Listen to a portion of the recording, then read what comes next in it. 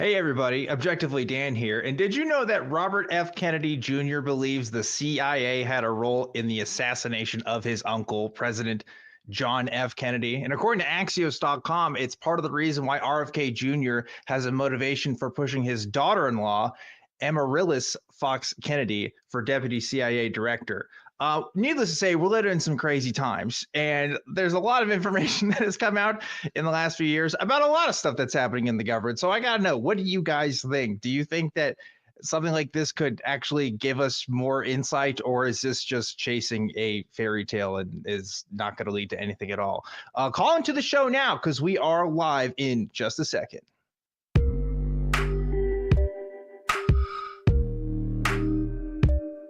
Hello, everybody, and welcome back to another episode of Truth Wanted. I am your host, Objectively Dan, and this is the live call-in show that happens every single week, Fridays at 7 p.m. Central Time. We talk to people about what they believe and why. And every single week, I always have a special guest. This week, no different. It's Jimmy Jr.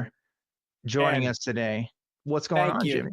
Thank you for having me. I can't believe you called me a special guest. A special guest. I feel special whenever I'm working with you. Every guest is a special guest. Yeah, super happy to be here, man. Love working here. Love being on Truth Wanted. Thank you. Jimmy Jr., host of Talk Heathen, co-host with me on Talk Heathen, I should say. For those who aren't aware, just doing a plug for the show, like on TikTok, like literally 5 minutes ago. Jimmy's a trooper. So shout outs to that. Thank you. Yeah, we had a particularly good show a couple weeks ago. You, me, Sophia. That was a lot of fun. That was a really good one. I enjoyed that one as well. Yeah, in case you like watching me and you don't know this for some reason, I do also host Talk Heathen about once a month or so. So you should go check that out. Another product of the Atheist Community of Austin, which is what Truth Wanted is. The Atheist Community of Austin being a 501c3 nonprofit organization dedicated to the promotion of atheism, critical thinking, secular humanism, and the separation of religion and government. And if you'd like to call into the show, you can do that right now. The number is 512-991-9242, or you can call through your computer at tiny.cc/calltw. And I want to hear what's going on. I'm hyped up because we were listening to DuckTales, the DuckTales theme before. Read my mind. And Disney was cooking in the 90s. I don't know what was going on, but I was saying that and the Goof Troop theme song, Darkwing Duck. Darkwing. Okay. Some good. Was it Spintail? What's that one called? Tailspin. Yeah. That's another good one. Yeah. How come they don't make intros like that anymore? What's up? I don't know. I don't think people have the capacity anymore to sit through them. You know, everything's so quick. You don't really live in the moment anymore and enjoy a good song. That's true. Like, I'm pretty much skipping all the intros on the shows I watch now on like Netflix or whatever. And I don't know how I feel about that. Because like one of my favorite shows, like BoJack Horseman, deliberately will do changes to their intro and credits like every couple episodes or so. And if you're skipping that shit, you're missing it. And it's like really critical. They were doing that before Netflix like implemented the skip thing. I don't know if they would do it now, but it's like, man, if you're watching that show now and you don't know about that, that's going to change your perspective. I don't know. Maybe demonstrated successful marketing for changing the intro. Like, I guess so. People were sitting around like, why should we change the intro? And other people said, because I'm telling you, this is going to catch on. People are going to be talking about it. And here we are. Here we are. Yeah, you should never skip the intro to Truth Wanted because we always talk about fun and cool things like 90s Disney television shows and whatnot. And also, of course, our We Want the Truth segment, because every single week we're asking you guys a question, a prompt, or whatever, just to get the conversation going. And we want to hear your responses. Here's our top 3 responses from last week. Last week, we asked you, what's an unexpected way to get on Santa's naughty list? And here are our favorite answers. Number 3 comes from Chuck Gatos 5387, who says the best way to get on Santa's naughty list is to hack his computer and add yourself. If you fail and get caught, Santa will know that you've been naughty. That's thinking right there. Chuck Gatos always coming in with the good takes on this show. I feel like, thank you so much for that answer. Number 2. That was thoughtful. It was thoughtful. It was thoughtful, thought-provoking, should give you pause. I say. Number 2 comes from Shay the Crocheter, who says, way to get on Santa's naughty list, removing the tag from your mattress. Yes. I was so scared to do that as a kid. I thought that was real. Like, oh, like the FBI was going to come get you or whatever if you did that. Literally the plot line of one of the all-time great movies, Pee-wee's Big Adventure. Yeah, that's right. Where the guy was on the run. The guy was on the run for taking the mattress tag off. Awesome. Oh, man. That's a guy. Every time you think about Pee Wee Herman, you think about the thing that you know I'm thinking about, right? Yeah. It's like that man's whole career was defined by that thing. Yeah. I feel like now. But this is not a celebrity gossip show. This is Truth Wanted, which is why we're going to our number 1 answer this week. Alec Julian, who says, to get on Santa's naughty list, leave him reindeer steaks instead of cookies. Which, Damn, Alec. Okay. Shit. Yeah, he just broke Truth Wanted right there. I would not. Yeah, I wouldn't like. I wouldn't want to mess with Santa. You understand? Like, Santa is a powerful being, a powerful entity. I would be scared to mess with him, especially like that. But it would be funny if you did like a whole thing where, you know, you take a reindeer head and you put it in the bed sheets. Sort of. Now give me my skateboard. I wanted. That'd be funny. I'd like to see that. But hey, thanks for giving your responses for this week's prompt. You guys are very, very funny. The prompt this week is going to be, what really triggered the war on Christmas? And I can't wait to see what you guys have for that one. But before we move on, G, what really triggered the war on Christmas? Want to know what really triggered it? The elves are tired of being oppressed. They just can't take it anymore. And so they've been peddling this propaganda through the very gullible right-wing media outlets. And, you know, they're just regurgitating these things that the elves are telling them. And that's really where the war is starting. Oh my, wait, are you saying the elves are victims of fake news? Or is it? I'm saying that the elves are creating the fake news against Santa. That's a very interesting response. I'm so sorry. I'm distracted because what the hell is he doing? Go to Kelly right now. Can we get the Kelly cam? No, Kelly, stand back up. Hang on. Sorry, folks at home who are listening through audio.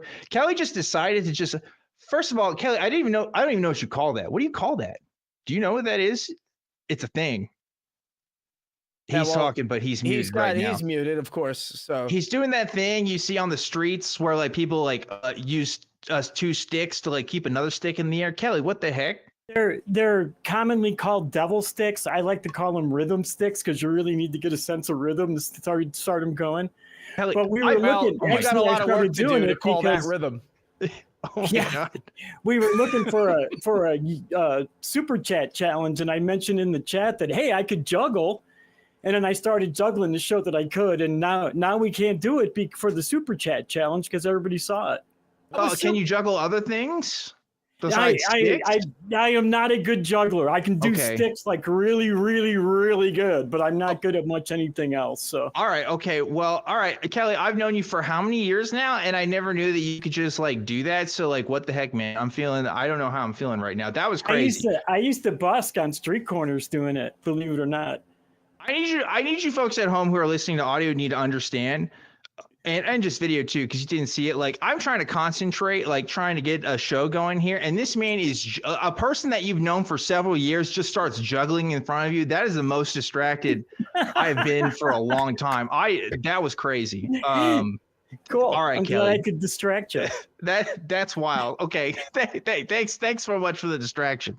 We'll get back to business here, I guess. All right, man. All right. Well, this show is already off the rails. I don't know if we were ever on the rails, to be honest. But hey, there you go. Jimmy, what's up with you? How are you doing?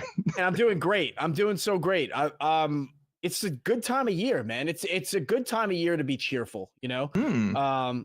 Family, food, presents, you know.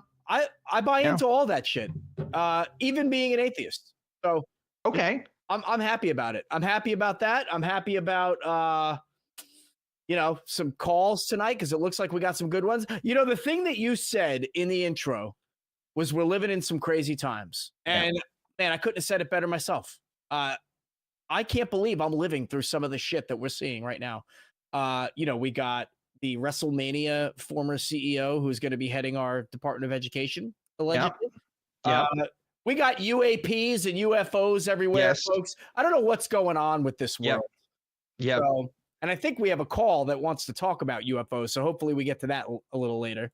Yeah, we'll probably get to that. Because, folks, one of the reasons why I was interested in starting a show like Truth Wanted all these years ago is because I saw that conspiracies were becoming the mainstream, right? Like, it was no longer just the guy that you heard about in your friend's older brother's basement that smokes weed and doesn't really do much else. It's now just become like mainstream politics and news. And I don't know what that means for us as a people, as a civilization. So it's just kind of weird. And, I've kind of grown to accept that I can't do anything. I can talk about it and I can, commiserate and maybe help some folks that happen to go my way, but I can't be responsible for everybody, and I can only control what I can control.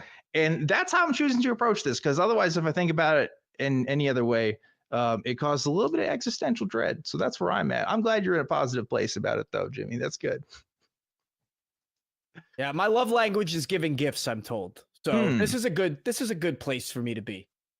I'll say this before we go in here. I've had a great year personally. I got engaged this year. I got a big change to my job, which has been really great. Life, at least on my end of the universe, is doing pretty well, and I'm grateful for that. So I don't know why we're talking like this is the last show of the year. We will have another show next week, but we're kind of at that time where it's we're reflecting on things, right? So yeah, something to think about there. Hopefully you guys are having a good time as well, and if not, you should call into the show and tell us maybe why. And see if we can help you or not. I don't know. Maybe. That being said, anything you want to add or talk about, Jimmy, before we kind of just people don't want to hear from me. No, that's not true. I want to talk to the folks that are taking time out of their Friday night to call and talk to us. That sounds like a great idea. We should probably do that. Before we do, we need to thank the patron of the week, because every single week we are giving a shout out to the folks that donate on tiny.cc/PatreonTW. Thank you to everybody that donates to the show. You guys are amazing. And we're giving a shout out to this week's patron of the week, who is going to be Fortuna Ex Machina. Thank you so much, Fortuna Ex Machina. And thank you to everybody that donates. You guys rock. Jimmy and I are both volunteers of the Atheist Community of Austin. That money goes to the ACA, and it kind of just says, hey, Truth Wanted is a cool show and worth supporting. We also have some super chats that have already been put into the ether, I guess. And I think if we have the copy of those, the first one was earlier from Puck. Shout outs to Puck, who gave $5 and said, let's get dangerous. That was a reference to our Darkwing Duck conversation, for those of you who aren't in the know. Yeah. Here's a fun story. I went to a Comic-Con one time, and I saw Jim Cummings, who's the guy who voices Winnie the Pooh and Tigger and also Darkwing Duck. And I asked him what his favorite voice was, and it was Darkwing Duck. And that made my day, because I love Darkwing Duck, and that was really cool. Anyway, shouts to Jim Cummings. We should get Jim Cummings on the show. That'd be sick. We'll look into that. Anyway, another super chat from Puck also gave $5 and said, epistemology, how you know what you know, how you know what you, how you know, how you know, how you know, or if you'd prefer, when you know, why you know, what you know. That's a creative tongue twister for me, Puck. Thank you. Thank you for that creative torture. I'm willing to do it for $5. So I'm glad it was you. Yeah. Yeah, for sure. Yeah, okay, so I'm ready to go and talk to some folks. Jimmy, you ready to go? I am ready. I'm so ready. All right, well, listen to me blather on all day about Jim Cummings and random other stuff. Let's get to the calls. We have a caller who wants to talk to us about things from fiction entering into conspiracies. We have Previous Leon calling in from Texas. Previous Leon, you are live on Truth Wanted. What's going on? Hi, Dan. Hi, Jimmy. I hope you're both well. Hey. We are as well. I'm well. I'm pretty well. I think Jimmy's well. Yeah. Yeah, I won't speak for Jimmy's wellness. Great. Jimmy can speak for himself. Great. So. Well, I'll be concise. I see things entering from fiction into the popular conspiracy theory lexicon all the time. Mm-hmm. The first thing I wanted to talk about was adrenochrome. Do you know about adrenochrome? I certainly do. And all that. Okay. Adrenochrome has been synthesized in the lab since 1952. It does practically nothing. It got popularized by that kind of not very good movie, Fear and Loathing in Las Vegas. Yes. Remember that one? Yes. Okay. Adrenochrome does nothing. You can buy it online. You wouldn't need to bleed babies out to get adrenochrome. You can buy it. What the fuck? What the fuck? Yeah. So adrenochrome, like, I haven't heard about people talking about adrenochrome in a while. Adrenochrome was hot back when Pizzagate was going on and QAnon was really hot. QAnon folks love talking about adrenochrome because every other week there was some conspiracy about children being abducted into underground tunnels to have their blood harvested to make adrenochrome for the rich. Like, that was like a thing for a hot minute. And so I'm sure there's still folks talking about that adrenochrome harvesting right now, but I feel like it's lost its zeitgeist. But maybe I'm wrong previously on. Maybe you know more than I do. It is still out there. It's still very much an active topic of conversation. You can buy it online. It does nothing. It does practically nothing. It's an oxidized adrenaline. It does nothing. But I have an even better one for you. Okay, I'm listening. Okay. 1968, Philip Jose Farmer published a book called The Image of the Beast. The opening scene of the book was what we would now call a snuff film. Snuff film wasn't even a category that existed until he introduced the idea. And I'm not saying there aren't snuff films. There probably are, but that was not an idea that even had traction until he introduced that idea into the popular media. Yeah, that's really interesting. It's almost as if a lot of fake stuff that we believe now comes from other fake stuff. You know? Yeah, not surprised at all. Yeah. Yeah. Yeah. Hmm. Yeah. Well, there's a particular weirdo that I follow, Gina Maria Colvin Hill, who is convinced that the War of the Worlds, the 1898 H.G. Wells novel War of the Worlds, actually happened, and that was covered up. So it's funny because that movie reflects like the most that humans could think about UFOs. Like, if you ever saw the movie, it never gets more advanced than the most like technological mind of the 1950s, right? And then it's kind of like watching a movie nowadays, you know. My favorite example is the movie Alien. Like, it's supposed to take place like 100 years in the future, but all of their computers look exactly like the computers did in the 1980s or late 1970s when the movie came out. So like, if you go back and you look at War of the Worlds, it's the same thing. You know, it doesn't get more advanced than the most advanced kind of thinking mind then. Kind of like the Bible. Oh, yeah, like the Bible. True. You know, that reminds me, whenever I read H.G. Wells' The Time Machine, I remember reading that book in high school, and I remember the description of the time machine itself, like at least in the book. I don't know if I've never seen the movie version of it or any movie version of it. I don't know how they portrayed it, but in the book, it's literally like a saddle that you ride and that like takes you back in time. I don't know when around that book was written, but like, I just like the idea that, you know, that horses were the analogy for this time machine, which is kind of rad, actually. Yeah. But anyway. Yeah, well, good. It was 1900. I mean, basically that's all we had to ride was saddles back then. Yeah. Anyway, some of these ideas get promoted. You know, there are still people who think we're living in in the Matrix because they saw the fucking Matrix. Yeah. That's also true, and also because of Andrew Tate. So that's a thing too. He uses that word a lot. And I think he kind of uses it for his own kind of purposes and definitions, and it's very ambiguous. But that's definitely an anxiety I think that people have that gets like exploited a little bit, kind of like an OCD almost of like, you know, thinking that you're not in control or thinking that something else is out there to control. I don't know. It's very sad. I feel like when people talk about stuff like that, because I don't know. Sometimes there's something else going on there, you know. You know, we're missing the prime example of what he's talking about, and that is L. Ron Hubbard. I mean, how are we not getting? True. How are we not talking about Scientology right now? I mean, this is a literal science fiction writer who's got millions of people not giving medical care to their children.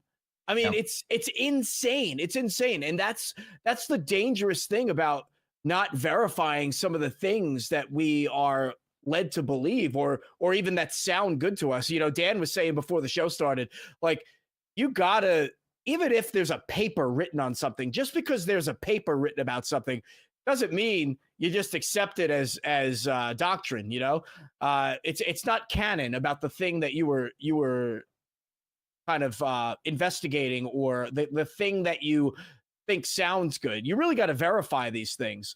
And I think, you know, the danger it's very dangerous. And what you're bringing up, you know, can be shown in examples just like Scientology. Mm-hmm. Well, it's very interesting. You said you use the trust but verify. So a lot of people trust, but they don't bother to verify. Yeah. They just trust, and that's stupidity incarnate. You know, like, don't believe, you know, just because somebody has a story. Yes, I was abducted by an alien. Well, can you prove it? No, but I'm going to believe you anyway. Well, not so much. I mean, like, I'm very privileged because I, like, you know, I have access to higher education, and specifically in my field of study was in communication studies. So I learned a lot about like news cycles and news media and how media in general is created. And it's like I'm very grateful for that education, and also am very cognizant of the fact that like the environment that we have set up right now is primed for people to believe in wrong things. I don't even think it's a measure of anybody's particular intelligence per se. It's more of just like a condition of the environment. Not saying that people don't have personal responsibility to verify things and to check if things are true. That's obviously true, but you're going to have some environments where people are going to believe things more than others based on what they're primed to. If I go into twitter.com right now, and I haven't for months, literally every single time I log in, I see fake news. I see fake stuff. And that's true for a lot of people's experiences online when they're going to Facebook or they're going to Twitter or whatever. It's like you can't help but see it now. It's so common. And like inevitably, there's going to be folks that fall through the cracks because of the environment that we have set up. So I don't have the solution for it. I don't know what's best, but I do know that like part of what we're seeing now, I don't really attribute much to people's like general levels of intelligence. I do attribute it to just being we don't have the safeguards necessary to like, even stop some of this stuff, which is, you know, been a problem for years now. Well, here's part of the problem. I'm sorry, go ahead. No, please. You're our guest. Continue. Okay, thanks. When you go into a given proposition, whether it's aliens or, you know, you name it, if you want to believe it's true, that's a poor starting point to actually figuring out if it is true. Wanting to believe that people are being, by the millions, abducted by aliens, or that the Illuminati is running the world, wanting to believe that is a poor starting point. You have to. I love Dan. I love that you give Daniel a lot of oxygen. You know, the guy that believes the formation. Daniel's on the line right now. He's waiting, so he's listening to you, and we might take him next. We'll see. That would be great. I think, which is more likely? Is that a rock formation or a planet that has practically no atmosphere, is subject to incredible solar winds, has never been shown to prove? I mean, which is more likely? You know, it's like, geez. But I like that you give him a lot of oxygen to prove how wrong he really is. So, well, that's all I had. By the way, this is my favorite ACA show. You guys do a great job. I wish you had more listenership. I recommend you every chance I get. Thank you. Thank you. You know what you can do is take a link for this show and text it to all your friends, or email it, or do whatever you need to do. But good. I do that, and I email my friends every time I'm on the show, and I've been on your show like 20 times. I'm sure you recognize my voice. Yeah, I've been on your show a lot of times, and I always tell my friends, support this show. It's the best show. It's the best show on ACA. Hey, Leon, before you go, I want to say something, I just want to comment on that, this thought to close it out. What Dan was saying, it's not necessarily an intelligence or even an education level. What I attribute people's adherence to asinine things sometimes is maybe the humans' kind of natural tendency to be a little bit lazy, or to be a lot lazy. I think humans are just generally lazy people. We're lazy creatures, right? We have, I think, this inclination to not burn calories. And I don't know, in my opinion, that maybe translates to not putting a whole lot of energy into figuring things out. And it just doesn't translate well into the society that we live in now. For millions of years, when we were becoming the things that we are now, that kind of thing served us well. But in an overpopulated, over-information or overly congested informational age, that laziness just doesn't serve us well. So there's some adaptation, I think, that would serve us well if we could make the changes. Anyway, that's my take. One of my favorite movie quotes of all time is in Men in Black, when they're sitting on the bench, and I sat on that bench myself in New York, when he says, Will Smith says, people are smart, they can handle it. And he says, in rebuttal, he says, people are dumb, panicky, dangerous animals, and you know it. Yeah. And you know what? I think from Independence Day, one of my favorite quotes is, a person is smart, people are stupid. Right? I think that comes from Independence Day. You got it. Yeah. My favorite quote. Got it. Both Will Smith movies. Yeah, I was going to say, there's a Will Smith connection here going on, but yeah. I'm still mad at Will Smith for his stunt. I'm not going to get into that. That's a whole other, conversation there. But previously on, thank you for supporting the show. Thank you for telling other people about it. And I obviously very much appreciate callers like yourself calling in as much as you can, because you do a great job. Did you get the previous Leon reference, Dan? I actually didn't. Wait, if you want to explain that, that'd be great. Previous Leon. It's from Rick and Morty. Oh, I'm actually not caught up on the latest season of Rick and Morty. If that's part of the new thing, so that's on me. But I'll let the chatters laugh about it and figure it out, because I didn't catch that. Okay. But thank you previously on. Thanks for calling in and giving us your cheeky references within your names. Folks, you don't have to use you don't have to use your real name when you call in. You can just call yourself whatever you want, by the way. I don't know if people always understand that. You just call yourself whatever you want. And we're basically forced to say it. So you want to be called Jesus Loves You? You can do that. The call screeners won't tell you that, but I'll tell you that. You can do it. Anyway. A lot of thoughts about our conversation there. I do agree with you that people are lazy. I also think it's just harder to move the status quo. It's not necessarily beneficial for people to be movers and shakers within their social environments, right? I was actively at a loss in terms of social connections and benefits when I came out as an atheist, for example, because there was a lot of people in my life that didn't approve of that. So there wasn't a motivation for me to do that other than, my own personal, convictions. But it's hard to do for most people. And not everybody has an environment where they can even do that safely.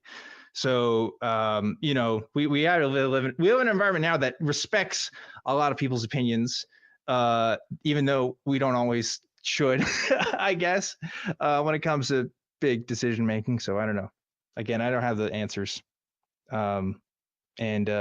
Something sad to think about. Also, he did make another comment I wanted to comment on, which was talking about folks like Daniel. We love Daniel calling into the show, talking about UFOs. Here's why I talk to folks like Daniel. It's because there's another element to this, which is a lot of people believe stuff that they're afraid to talk about because they don't want, they think they'd be judged.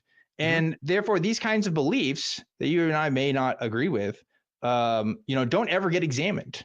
Don't ever get looked at in different perspective. I hope in my conversations with Daniel, he doesn't have to believe the exact same way I do. It's not the goal there. But if I'm at least giving him a critical perspective that he hasn't considered before, that's a win for me. That's all I'm interested in. And I think Daniel is, an interesting character as well. I like hearing his thoughts because I have now come to that conclusion that there are aliens literally on Mars that, may or may not have interacted with us. I don't know. I just wonder how people get there. So there's a mutual symbiosis going on, at least for my purposes. But anyway, I've talked a lot here. Any thoughts you got, Jimmy, before we move on? I just want to hear somebody named Jesus Loves You calls in, so somebody could make a bunch of clips of Dan, kind of backing off of his atheism. But that's true. Yeah, that would be funny. You should do it, guys. It's pretty funny. But real quick, before we get to our next caller, I do need to point out that we've been doing our brick fundraiser, and we have another quote from our brick fundraiser that I want to read to you, which is "God is not great" by Christopher and Hitchens is what's put on here, but Brick says Hitchens on the screen. So a little typo in our script. But yeah, thanks so much to the donator for that. And thank you that's from Charles from Texas. Thank you so much, Charles from Texas. And thanks, of course, to everybody that's donated. If you want to put a literal brick back onto the ACA building, you can do that. Go to tiny.cc/ACA bricks to learn more. And for the month of December, we are re-releasing our past limited edition t-shirts, some of which come from this year. And I think we got a couple from previous years as well. So check that out. It's tiny.cc/merch ACA. Give somebody a Truth Wanted shirt for the holidays. That's what they always wanted. And if you don't know that, then you'll learn once you give it to them. So, might as well try. And last thing here, before we move on, I need to thank the wonderful, amazing crew that help make this show happen every single week. If we can get a shot of the crew cam, look at that. A lot of folks helping out the show tonight, and animals as well. So thanks so much to everybody that contributes to the show. This show is a group effort, and I'm always super, super appreciative of everybody that helps make it happen. But let's move on. We have some callers on the line. I want you to talk to, let's see, we got Steve. Steve, who is calling in from Nebraska. Steve, you are live on Truth Wanted. What's going on? Hey, happy holidays to you and Jimmy. Well, I was calling about Dan Goler, GOLER, DMT, laser matrix experiment. Is that something you're familiar with? Not at all. I cannot say I'm familiar with that. Is that familiar to you, Jimmy? No. All right. What's up with Dan Goler? What's he know that I don't? Okay. Yeah. He's a fellow simulationist. He, on his program, he claims that if you take DMT and then you shine a diffracted laser light onto a blank white screen and you look through the laser, you'll be able to see some kind of like a matrix code, like a simulation code running. And he claims that he's run this, that he's replicated this experiment for dozens of other people who've claimed to have the same experience. And I was just wondering what your thoughts were about something like that. I have heard of this guy. And you know why I've heard of this guy? It's because of Joe fucking Rogan. Did you get this from Joe Rogan? Because they talked about this on Joe Rogan recently, and that's how I know about this. Yeah, he was. I think I didn't get it on that show per se, but I believe he has been. Maybe he was on Joe Rogan's program. Okay, that's how I heard. I knew this. Okay, so I don't listen to watch. I don't support Joe Rogan personally. I think at this point he's done more harm than good, but that's my personal opinions aside. I get Joe Rogan clips, from folks that do watch him, and also just because he's a popular figure in our space. So I try to, see what's happening, what people are talking about. And yeah, I did hear about this guy, and I read some interesting comments about this guy. In particular, this idea that like, I don't know, if you take DMT, you're going to see things like it's just, I don't think being on a drug that messes with your perception of reality is just going to be a reliable metric for knowing anything about the world. And if you shine lasers in people's eyes, people are going to see stuff, right? I have never done any psychedelics, but I have done DMT. We don't want to do anything dangerous like that.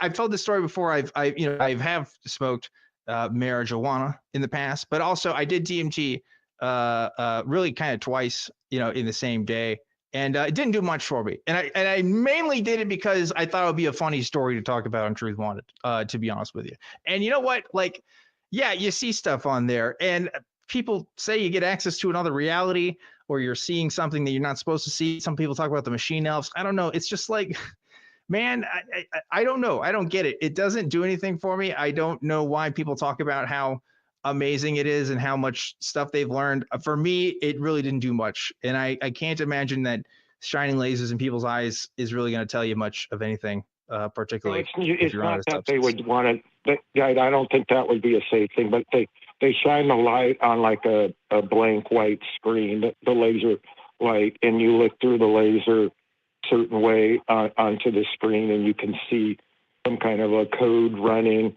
When I chatted with him, I said, well, I'm just primed. You're just priming me to see this code. Yes, if you program somebody with the conditions that they'll experience when they're on drugs, and then they take those drugs, and while the drugs are kicking in, they're saying, all right, now I'm going to see this thing. Now I'm going to see this thing.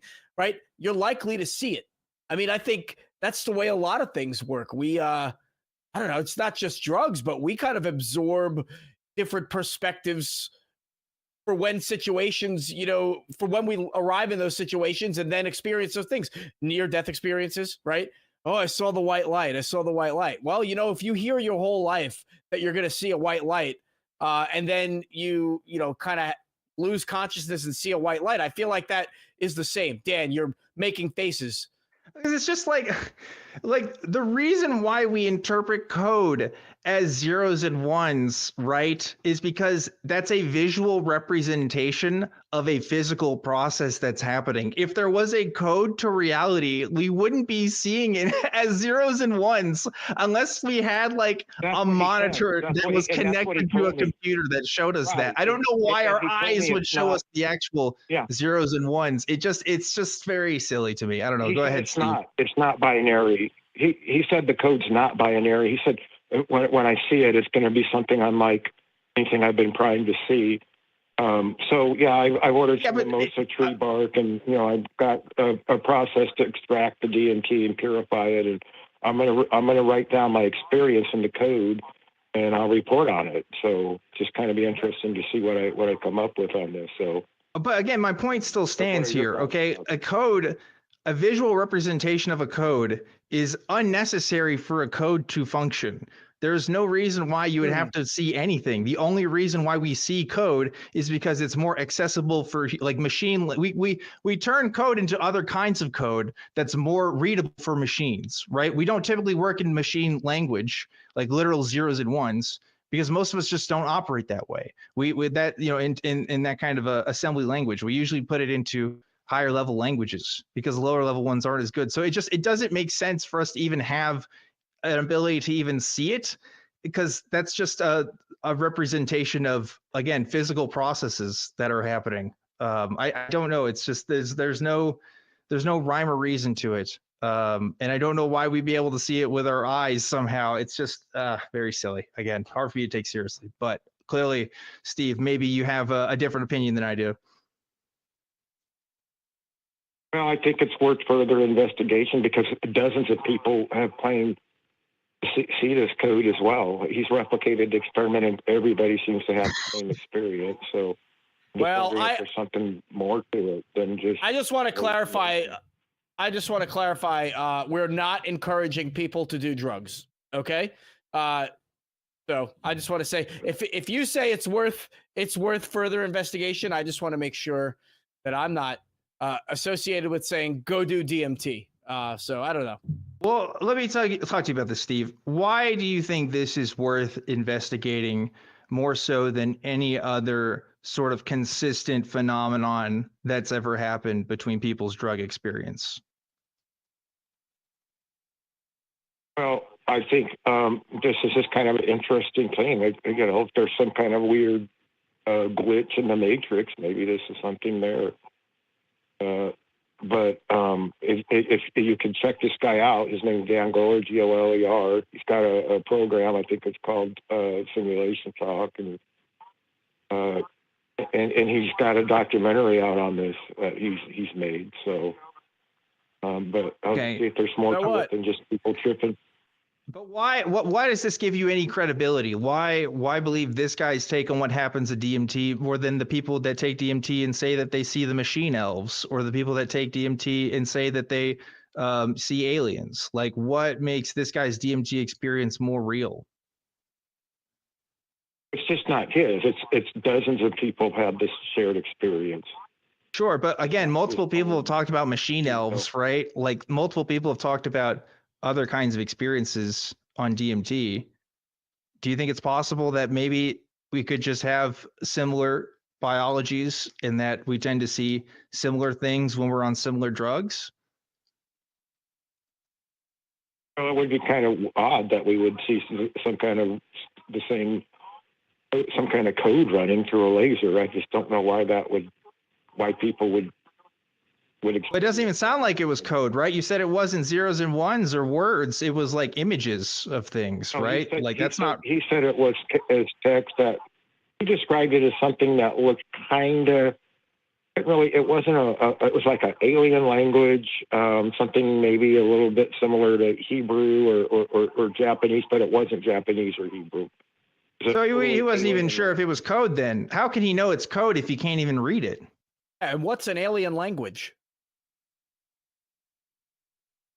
Something that's not, you're not familiar with. It's some kind of characters in text, but it's not some. Yeah. So then, to Dan's point, if he couldn't read it and he's not familiar with it, how did he know it was code? Well, that's his interpretation of it, and that's an interesting point. So that's something I'll have to bring up with him. So if you're going to do drugs and then shine a laser, I feel like, to Dan's point, like, yeah, we all have similar biology, right? Our eyes probably are made of the same parts. Well, not probably. Our eyes have the same parts. They function the same way. They see a laser while they're also being manipulated by a foreign substance. Maybe the experience is similar, but to call it an alien language that's a big leap. That is a huge leap. And I just want to say, I'm not going to compare Japanese and Hebrew to an alien language. All right, because those are human languages. So I just want to make that point too. Right. Yeah, I know he said it wasn't Hebrew or Japanese, but he said it looked somewhat similar. I'll have to look at this myself, look into it, and see what I can come up with, and see what I see in this. So, and I'll try to remember the experience. I'll try to write this down if I'm able to. So, and then I can report back on it. So it's not something I could probably email, but because it's not text, we could get off a computer. But it'd be something maybe to write down and scan. Maybe somebody can make something more of it. If it's meaningful to you, maybe. But what am I supposed to do with somebody else's report about a drug trip that they had? Honestly, like, what is somebody supposed to do with that information? How can it be reliably tested or informed in any way, right? Because I can't access your personal experience. You have a qualia that I don't have access to, and so does everybody. So there's always going to be that problem. But the additional problem is that people experience all kinds of things on substances, and inevitably there's going to be some patterns, right? How many world cultures talk about entities that could be described as demons, for example? Right? We hear it in the Bible, but there's also, Japanese folk traditions that talk about similar kinds of entities, and they didn't have access to psilocybin, as far as I'm aware. I think there's something that has to be said about the human imagination as well, right? Like, I just don't know, if you could answer to me, what new insight could we gain from you doing these drugs and having this laser experience? What can we learn? how can we compare it to anybody else's experience? Like because I don't know the answer to that. Right. Yeah. No, I get your point. So it's something that it needs to be documented better. I think people have to write down what this code is that they're seeing and see if anybody can make anything of it. So I just thought it'd be kind of interesting experiment people could do, or because it's not just this guy that's had this experience, but dozens of people had the same, under the same circumstances, the same experience. Yeah, I think that just speaks to Jimmy's point about being primed for particular experiences, right? Especially with something like DMT. I don't know. Look, I can't tell you what to do with life. You do what you want with that, Steve. But I think personally, there are better uses of your time if you want to understand the world, right? And that's not me trying to be a hater. That's not me trying to insult the way you live your life. You do what you want. But people's drug experiences and even shared drug experiences, to me, don't really offer too much benefit other than you kind of saw something kind of cool, you know? But that's just my take. Anything else you want to ask, Steve, before we let you go? Yeah, you guys have a happy holiday, and thanks for taking my call. Hey, Thanks, Steve. Have a good one. At least Steve's really chill. Yeah, Steve's cool. Steve is cool. We're dumping all over Steve, but he was really chill about it, to be honest. So yeah, you know. I appreciate that he walked away saying, "I'm going to look into this more." I mean, that is always a good approach, I guess. I think by looking into it more, he meant I'm going to go do drugs and figure this out. I can't say for sure. No, I mean, he said that. I think that was. You know, sometimes I wish I didn't have any sense of morals and I could just become a grifter. I could just go back to being a Christian. Yeah. And God, they'd invite me to every conference, man. Can you believe it? You know, I don't know. Just make some device and stick it in people's eyes while they're on drugs. And you got a website, you got a book out there, you know, that's it. You're set for life. God's language. This is the language we've been looking for. Yeah. Get on Joe Rogan. You're set. Yep. That's it. You got a following. I don't know, man. I don't know. Anything else you want to add to that, Jimmy, before we move on? Because I don't know. I can't really speak to anything. 100 years ago, 500 years ago, nobody was saying, "Oh my goodness, I saw code." No, it was only until after we had movies about code and books and things about code. Now all of a sudden we see code, right? If code was a real thing, like to your point, why weren't people in the Bible seeing code? You know, it's a function. They weren't on DMT. Well, but even so, they didn't understand that there was an alien language, through a laser. That only. Again, and even the DMT is serves that point as well. Why weren't people writing about being on DMT and seeing code? Because it's a function of the time we live in. It's not a function of reality. It's just where our imagination took us. So that's it. Yeah, I mean, we might as well just write down our dreams and try to gain knowledge through there. I just think you're going to get just as much out of it from, doing the whole psychonaut thing and figuring stuff out. But I don't know, man. I don't know. But Steve, you know what? If you're still listening, call back and tell us what you learned from the code. I'll be curious if you really got anything. But anyway, let's get to another caller here. I am going to talk to, I know I mentioned Daniel is on the phone. Daniel, we'll get to you in a bit, I think. But first, before we do have somebody who is responding to our poll question. And we're really spicy today with the poll question. We asked if assassinations are ever justified, right? So I think our next caller here wants to speak to that. We have Dave, a.k.a. Sapper, calling in from California. Dave, you are live on Truth Wanted. What's going on? Yeah, thank you. And I actually kind of expected, I'm surprised that I got picked because looking at the poll numbers, there should have been like 15 or 16 people ahead of me saying they were going to call in about this, right? I can do the math. Yeah. Right? Why am I the only one who's actually calling in about this? They're cowards. They're cowards, Dave. You're the only one speaking truth to power here. Let's hear it. Let's hear it. Okay, so I do want to give you a little background on where I am coming from. I want to preface this by saying that what I'm going to be talking about has been cleared Freedom of Information Act since 2014. So I'm getting ahead of the trolls in the chat who might be like, "Oh, this person's not legitimate because he's not supposed to be talking about what he's about to be talking about." Yep, okay, I can talk about it. I'm good. I'm actually working on a book, but that's beside the point. So. The question is, yes, are assassinations ever justified? I'm coming from a position that has actually participated in this activity on behalf of you guys, on behalf of the country, even the world. When you say you guys, you need to be very clear here. First of all, the opinions of the callers and hosts are not reflective of the atheist community of Austin, as stated in our beginning intro. Anyway, please keep going. Assume any callers call-in story is a work of fiction. Okay, go ahead. I'm saying that I genuinely believe that due to my actions and the actions of my fellow Special Forces brethren, that certain people are off the board, and that is a good thing. Okay, but you don't need to be Special Forces to think that. I was involved in, well.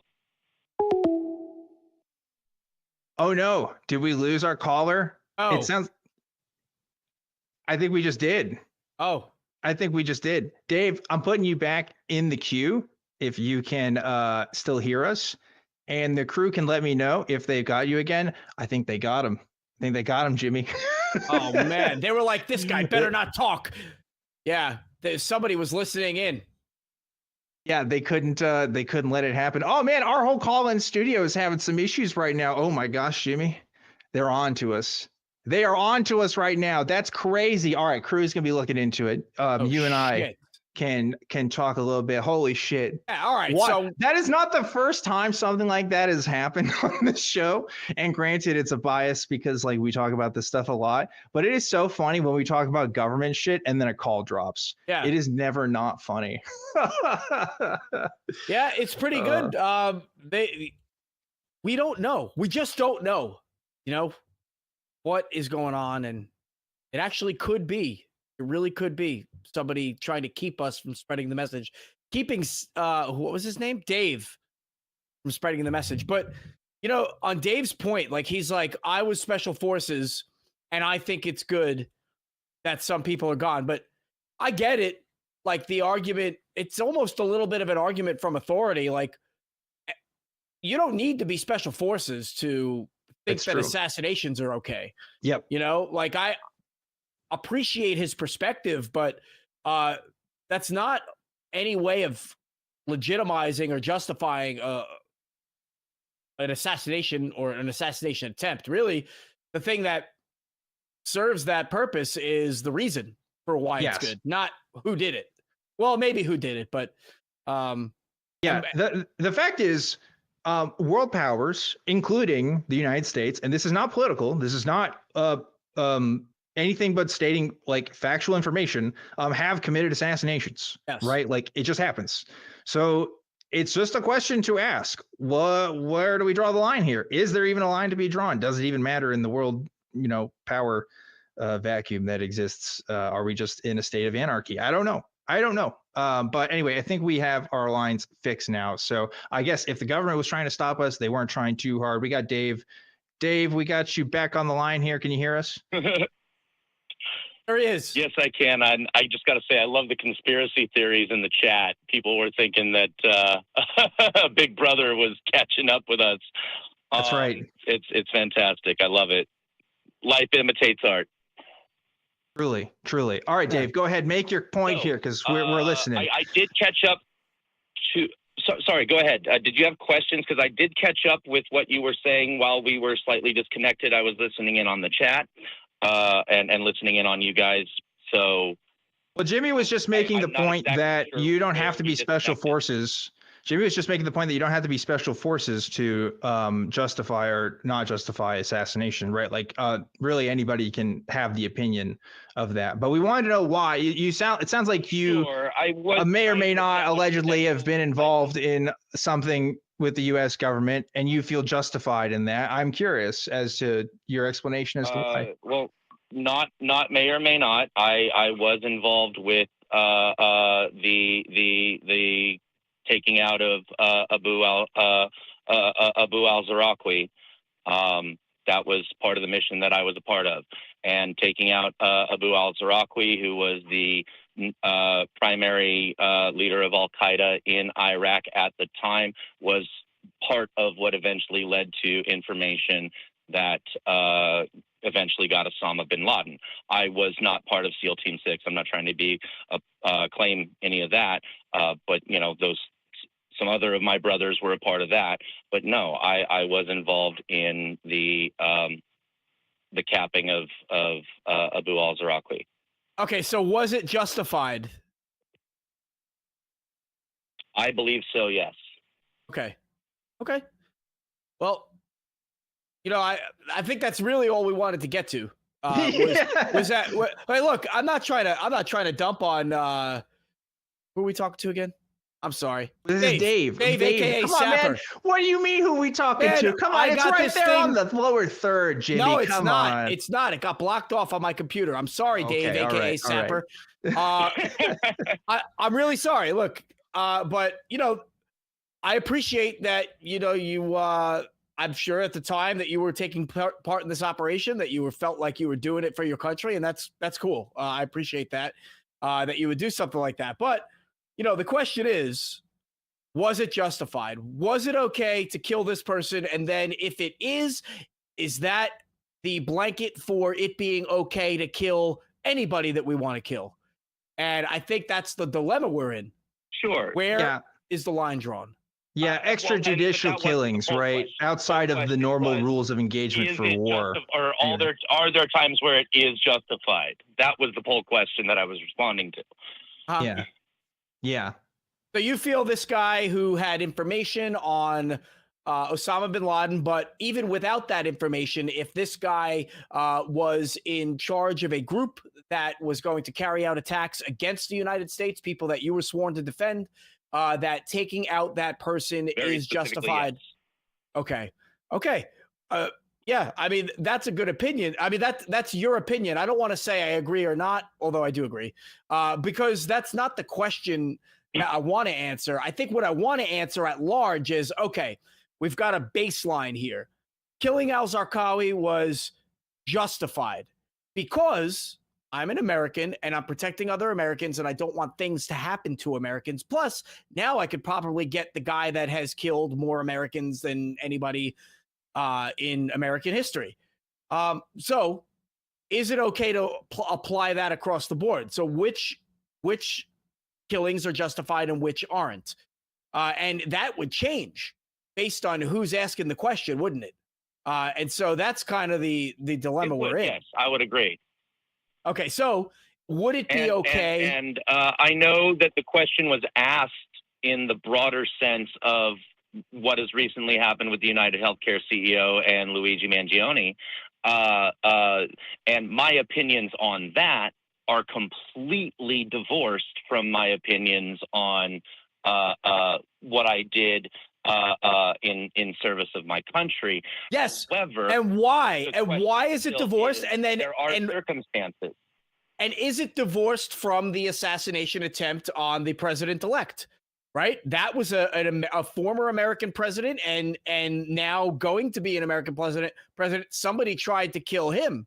And thank goodness he wasn't killed. Okay? Because I don't want to see our country devolve into that, but I digress.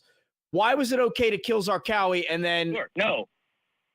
What, you know, what about the CEO? Well, what about Trump? What about yeah. So I genuinely think that the assassination attempt on Trump did more harm than good, because I feel like the attempt actually improved his standing in the election. So I don't think that was a good idea at all. And I don't think that, given the fact that J.D. Vance would have still been on the ticket, that it would have changed anything, right? So so the attempt on Trump had worse effects, and even if it was successful, would have had a worse effect. But what about if the person making the attempt on Trump felt about him? We clearly have a delay, so I'm sorry for constantly talking over you, and we're kind of doing it to each other. But thanks for working through the delay. What I want to say is, well, what if the person making an attempt on Trump or the person who killed the CEO saw them the same way that you saw Zarqawi, right? So I don't have a good answer. Yeah. I don't think I have a good answer. It's subjective. And I'm sorry. Speaking of subjective, I need to be more subjective too, Objectively, Dan. I'm taking over your whole show, brother. I talk too much on this show anyway. But no, listen, there are those that say that the interests of the American State Department may not necessarily reflect the interests of the average American, right? And like, I think that this has been shown in history sometimes. I think that there have been attempts on people's lives that may or may not have been justified. It has often been said that Malcolm X, Martin Luther King Jr., all victims of the American state, right? And other people, activists, particularly left-wing activists in history, have also allegedly been targeted by the American State Department for one reason or another. So it's hard to say if we can really judge an extrajudicial body that outright kills not only people abroad, but American citizens at the will and interest of those in the powers of the state, right? That's the issue I think people have. I think there are people who do make the case, and perhaps could be argued justly so, that there are those whose lives must end in order to actively defend and protect the lives of American citizens. But what if it's not just for American citizens? What if it's just because people are saying stuff you don't want them to say, or campaigning for changes that maybe wouldn't be in the best interest for those in power? I think that's maybe more to what the question and the poll was getting at, but also I think reflects more broadly the people's interest in this particular conversation. Sure. Also, I want to throw out people who are, there was somebody in the chat who said that they can't find the person I'm talking about, al-Zarqawi, Google Task Force 626. That is the Freedom of Information Act information on my operation that was released in 2014. So all of what I'm referring to can be found online. Okay. But I mean, like, again, any comments on this idea of like, look, hey, maybe actually state interests don't actually align with people's interests? Like maybe it's not awesome that people can just kind of kill people just because they think they're a threat to people? Anything for that? No, and I feel like that's exactly what is motivating individual people because they feel powerless and are taking it into their own hands. And that's where we get into kind of the moral question of what happened with Luigi Mangione did he take the power into his own hands? Was that illegal? Yes. Did he end somebody's life extrajudicially? Yes. I can still understand why he did it. I can even understand why people are celebrating him as a hero. However, as I said, I divorced this situation from what I did. What I did, first of all, even when Obama signed the order to take out bin Laden, that was all had already gone through some checks and balances through Congress and whatnot, and it was approved like universally. Like it is one of the few things that our entire government actually agreed on. Yes, we're taking out bin Laden. So I feel that they are different situations, and they are being viewed from different points of view, because one's on a world stage and one is kind of a working class hero. Like it's a fantasy that they are putting on him to assuage the pain that they feel over our really fucked up system. Yeah, Dave, I just want to clarify something though. You said that Congress voted to take out Osama bin Laden. That's not true. I don't know if you meant to say something else, but Congress didn't have knowledge of that operation. I'm saying it had approval. I'm not saying they voted to do it. I'm saying it had the full approval of all branches. That couldn't have been, though. I mean, the commander-in-chief wouldn't have passed that information through the other branches before that took place. Learning after the fact is not approval. No. I'm talking about previous authorizations that had been established because of our response to the war on terror. Okay, yeah. So the authorization of use of military force, the AUMF that gave them the power. But yeah, I just want to clarify for anybody listening and make sure like Congress has no say in what happens. None of the branches have any say. I'm not indicating a vote. I'm saying the powers were there. Okay. Oh yeah. It's called the authorization of the use of military force, which was approved by Congress to go after all partners responsible for 9/11, and any president could have said, that's a partner, that's a partner, that's a partner. We'll go after them all, which is why we're still kind of in the Middle East, because that gives us blanket authority. Anyway, I digress. I don't think there's anybody who would disagree that Osama bin Laden was a partner in that.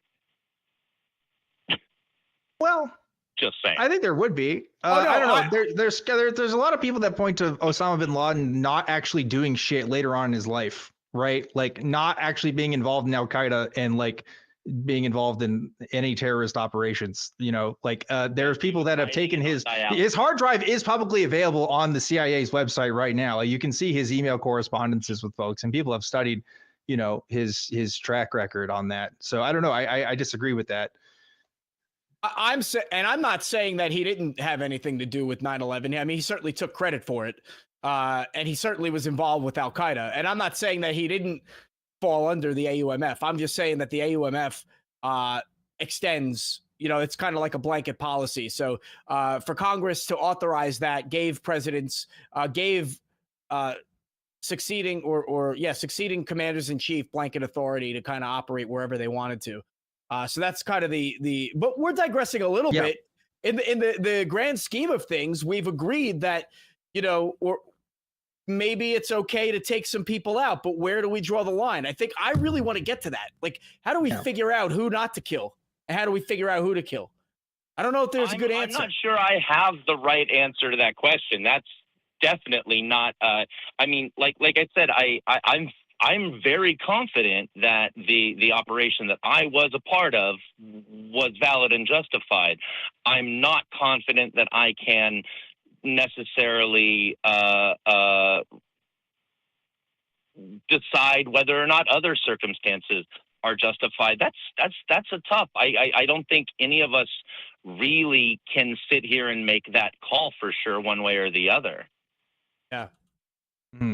Well, clearly you, or at least you feel justified, right? Is it just because the perceived threat against the American public? Is that primarily your justification there? Well, not just perceived public, but actively the threats that this person was. This person, Abu al-Zawahiri, he was the major. He was the guy in charge of most Al Qaeda operations in Iraq. So at the time, so this was he was the Osama bin Laden of the region. Yeah, again, there's only so much this is a very tricky topic when you're doing a show that's produced by a nonprofit. I will say that. But we talked about this for a while, I think, and I appreciate your perspective, Dave. Yeah. Just to kind of refocus here as we kind of maybe should try to wrap this up.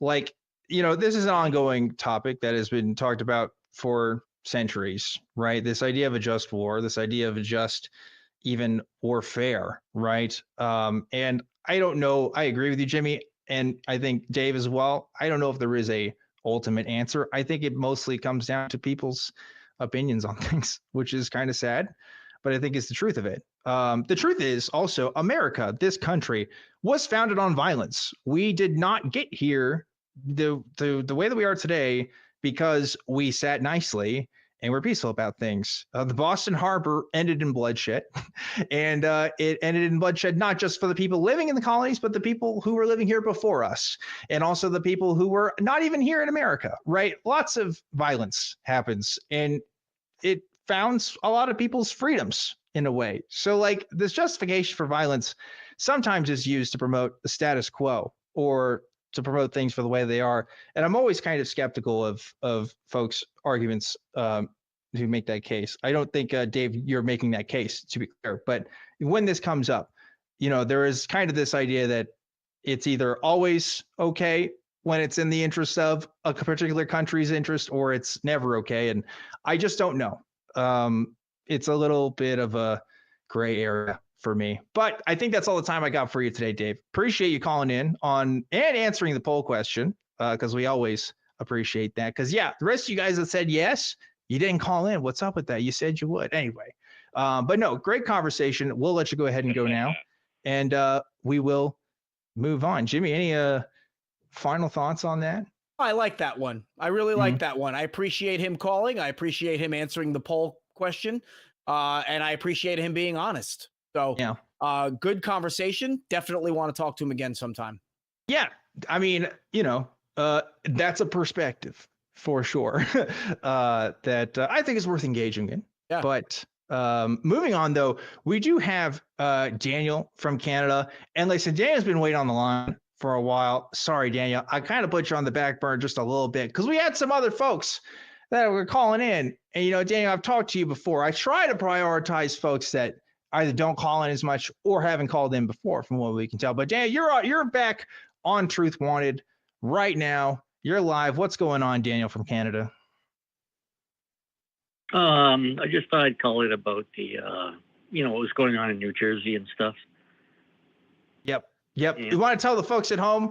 Well, I'll tell you. There are many reports right now of drones, unmanned drones maybe, but drones nonetheless, that have been sighted in the New Jersey skyline. The United States, I can't remember which department, but has come out and said, hey, these aren't ours, so we don't know what's going on, which is interesting. So I'm sure you have some thoughts about that, Daniel. Yeah, absolutely. It's like a good old-fashioned UFO flap. That's what they would call it in the 1950s, right? A UFO flap? Hold on, I've never even heard of that. Yeah, me either. What's a flap? That's a thing? No. It's a good old-fashioned UFO flap, you see. I could definitely see it. Yeah. Check out the gams on that UFO. They're giving me the vapors. That's awesome. I love 50 slang. Anyway. Yeah, for sure. No, look it up. In the 1950s, it was around Washington, D.C., and there were UFOs buzzing the White House. And there was a lot of talk and stuff in the media about it, and then it went away, of course. Okay, but these are drones specifically, right? Like, do you actually think that they're ships carrying things, or do you just think they're alien drones? Well, we don't know they're drones for sure. They're I'm sure some are. I mean, there's some misidentifications going on too, I'm sure, but these are very strange drones. I mean, they're huge for one thing. They're the size of fucking SUVs. We're talking. One guy said the size of a bus. They're staying up here a long time. How are they being powered? What would happen if one of these fucking things fell down and fell on a car or a house? This is insane what's going on. Why is it, you guys got $1 trillion military. Why the fuck can't they figure out what they are?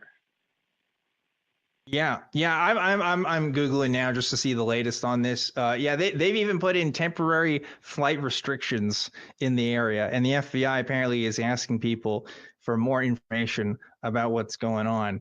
Very curious thing that's happening here. Obviously, I don't have the explanation for what's going on. I don't think anybody does. We wouldn't be talking about it if we had an explanation. Want the truth? Yeah, but like, are you? But have you seen the video? do you think? Are you saying, Daniel, that the U.S. government actually does know and is just covering it up? Is that what's going on here? Maybe. I don't know. It's just weird. Have you seen the videos? Some are quite interesting, and I saw one that was quite amazing. Like a little craft came zipped by and went into it or something. It was really weird. Yeah. And there's been a lot of really interesting. I've seen them too. I think a couple of weeks ago, there was kind of a trend going on about stuff in Arizona and stuff of people doing CG UFO stuff, and that was going all over TikTok. This is a very different circumstance because the stuff from a couple of weeks ago was just the only thing we had was the videos on TikTok. And this is, in this situation, we do have government bodies and people actually commenting and responding to it, which should give you pause for sure. But is it aliens, Daniel? I don't know. That's no. That's one thing that looks to me, I even heard one reporter say or a host, it looks like people engaged in mischief. Probably. Yeah, I believe it. But or it could or to me, I'm thinking aliens involved in mischief, just fucking around with us. Well, yeah. Well, I mean, have we not been fucked around with enough by aliens? I don't know. You think some aliens specifically want to fuck with New Jersey people just cause? Because that's pretty funny, honestly. Yeah, I'm kind of down for it. No, I have no idea. No, I agree. I know. I have no idea. It's weird though. It's just, but there are some weird aspects to it though. The videos are quite interesting. One looked like a little plane that was wrapped in Christmas lights. They're so freaky, and they seem to be flying around for a long time. How are they being powered? Where are they being controlled? Why can't your military? A helicopter goes up and suddenly they seem to disappear, and it's just weird. Yeah, it's really weird. I don't know, man. I don't know. This is one of those things where I can just say I don't know. I don't have good answers. Yeah. Hey, it's very bizarre. I got to respond to Phil. I got to respond to Phil from Texas also. Okay. Phil from Texas? Hey. Who was that? Well, I don't think we had a Phil from Texas. Phil. Are you sure? Yeah, you did earlier. The guy who was talking about me. Nah, that wasn't Phil from Texas. No, yeah, that wasn't. That was previous Leon from Texas. I think that made a comment about you. But yeah, actually, go ahead because he was talking a little bit of shit, Daniel. So go ahead. You defend yourself, King. Yeah, I want to hear it. Yeah, no. Phil got me wrong. Of course, I never said aliens are living on the planet like Ganymede. I was talking about the moon. Ganymede is one where I think that there are structures bubbling on the surface, but I think what they're civilization living inside the moon, and that's my point. Is that they're in a completely contained, their own self-controlled environment. Like we're talking about an advanced civilization that are millions of years ahead of us. I'm not, older, millions of years older. What? Like millions of years older? Or what do you mean by ahead? Like an advanced civilization, technology-wise. They're not just I just don't know that being a million years older would make them more advanced. I'm just trying to get clarification. Are they older or are they more advanced? Or are they advanced because they're older? They've been there a long time. That's what he's saying. Yeah. Yeah. Well, hold it. Well, look how our technology is advancing from World War II, and it's an exponential rate. What do you think it's going to look like in a century from now? Or I don't know. We might not make it. 1,000 years from now? Yeah, sure. But what if we do? What if we do make it? And technology keeps going the way it's going exponentially right now. And if we don't kill ourselves first, we don't destroy ourselves first, it'll be amazing. I mean, it's and dangerous. Yeah, and we're gonna fight back against those guys that are fucking with us in New Jersey. That's what's gonna happen. You know, stand to arms. Talk about assassinations.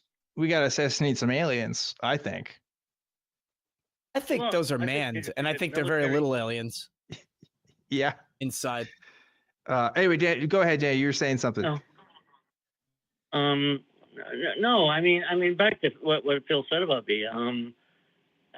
No, I'm not wrong. I don't think I'm wrong about this whole thing. I mean, I'm just engaging. I'm engaging in science fiction, and I'm not a scientist or anything, or I'm just giving my conjecture on what I think the UFO phenomena, what's behind it, and the truth behind it, and to explain it, like you guys, you ended the show the other time I was on, and you guys were wondering, what's Daniel? What did he think? What's it's kind of all over the place.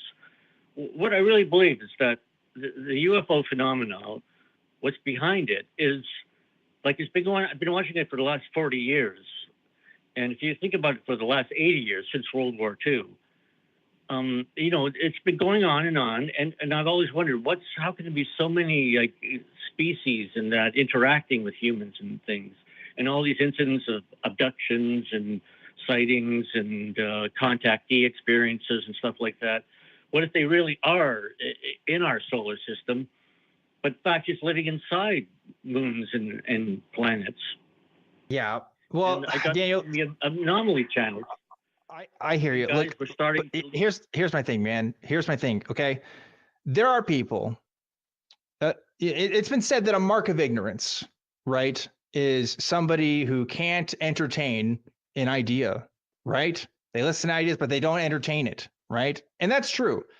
But there's a flip side to this, which is just entertaining ideas and believing in them for not great reasons, right? And we've had this debate before.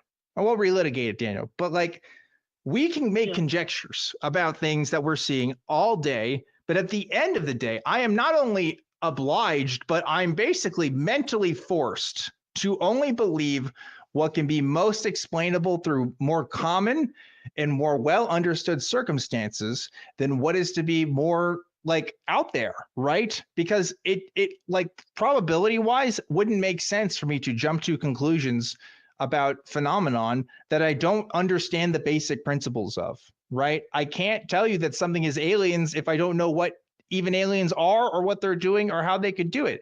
I have to be able to say, well, these manned drones are probably, I think maybe you're right. Maybe people fucking around or maybe somebody doing something, but probably man-made overall, because all I know is about man-made things. I think if we're going to talk about and introduce the idea of aliens doing anything, we just have to have stronger stuff first than what's been brought to the table,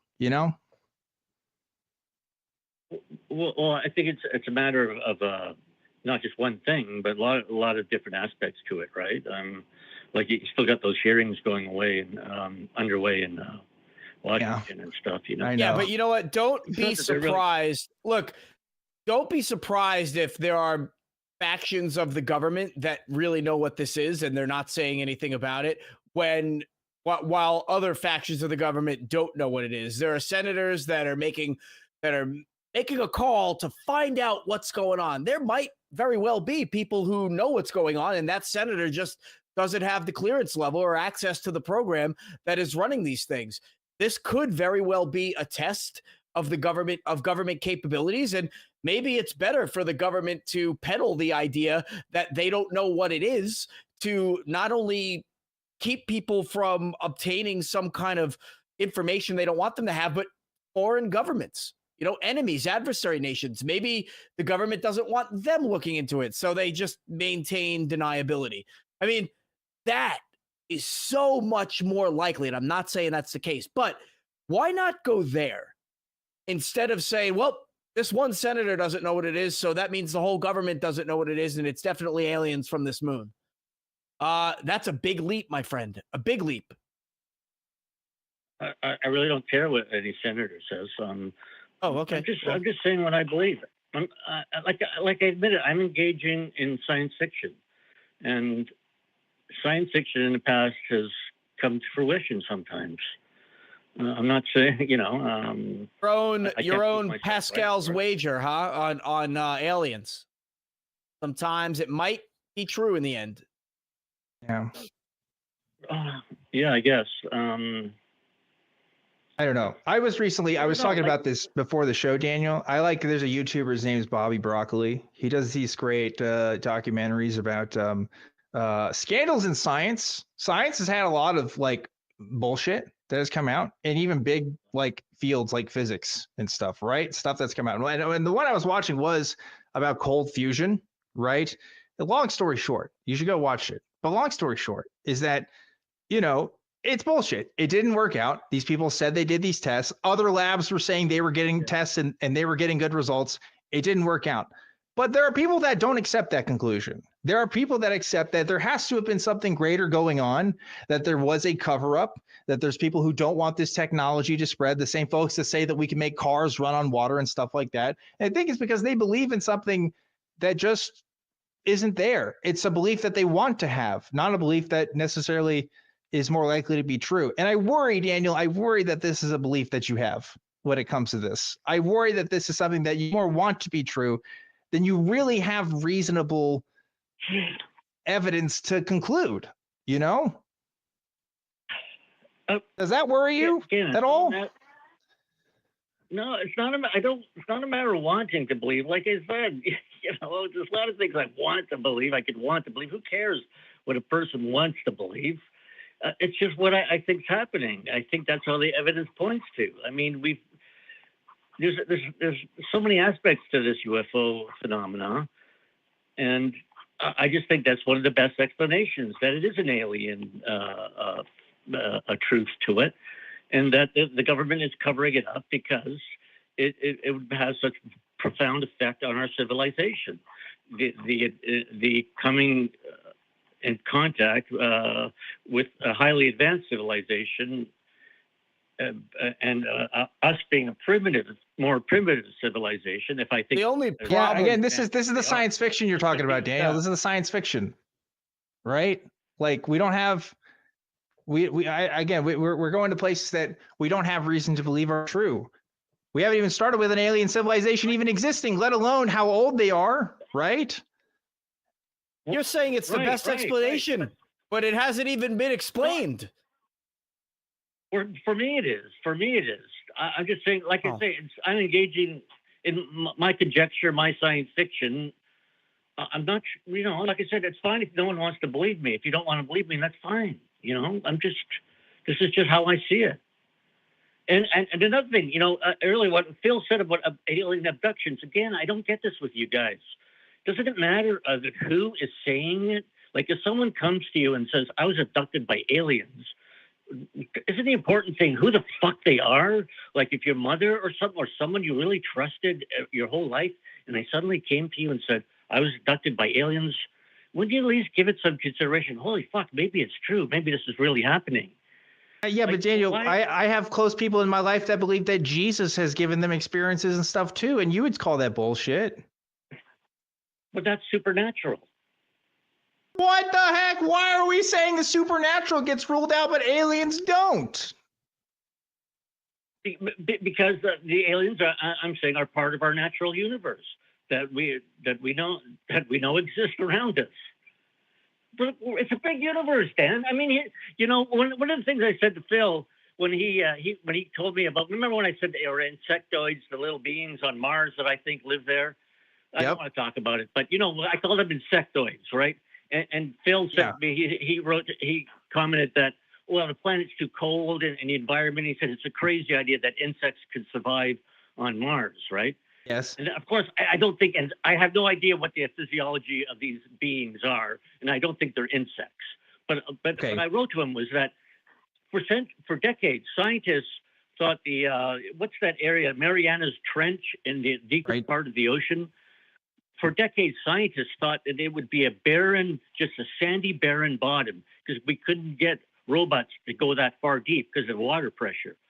But when scientists finally got there just a couple decades ago, it's teeming with life. I know. Wait, but that's first. We have pictures of the surface of Mars, though. We didn't have pictures of what the bottom of the Mariana Trench looked like. And look, we're getting off topic here. We gotta get NASA's like obfuscating those.